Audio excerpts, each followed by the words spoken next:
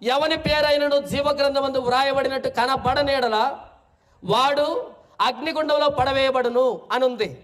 ఎవరి పేరైనా జీవగ్రంథంలో లేకపోతే వాడిని అగ్నిగుండంలో పడవేస్తారంట.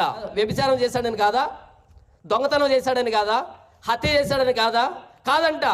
జీవగ్రంథంలో పేరు లేదు, దానికి అగ్నిగుండంలో వేస్తారంట. నరకానికి ఎవరు పోతారు చెప్పండి? నరకానికి ఎవరు పోతారు? దొంగలు, వ్యభిచారులు, దోచుకునేవారు కాదంట, జీవగ్రంథంలో పేరు లేని వాళ్ళు. ఎందుకంటే ఎంత పాపాత్ముడు అయినా నేను క్షమిస్తాను అని శిలువలో వేలాడుతున్న యేసుప్రభు ఉంటే క్షమాపణ అడగొచ్చుగా. యేసుప్రభుని అంగీకరించలేదన్న కారణం చేత నరకానికి వెళ్తాం. యేసుప్రభుని అంగీకరించిన కారణం చేత ఆయన నేను క్షమిస్తానని సిద్ధంగా ఉంటే, ఎంత పాపాత్ముడు అయినా క్షమిస్తానని సిద్ధంగా ఉంటే ఆయన దగ్గరికి రాకుండా పోతే ఇప్పుడు కారణం నువ్వు చేసిన పాపానికి కాదు, క్షమాపణ సిద్ధంగా ఉండి కూడా దాన్ని పొందుకోలేనటువంటి దరిద్రత.